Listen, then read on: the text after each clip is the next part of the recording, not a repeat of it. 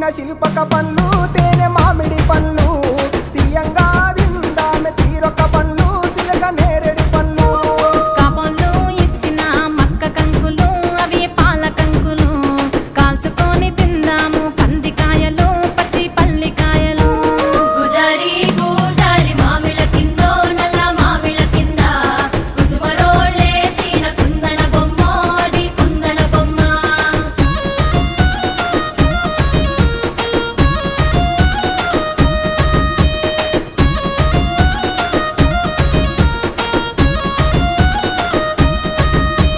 బెస్తలు పెట్టిన పచ్చి చేపలు అవి వట్టి చేపలు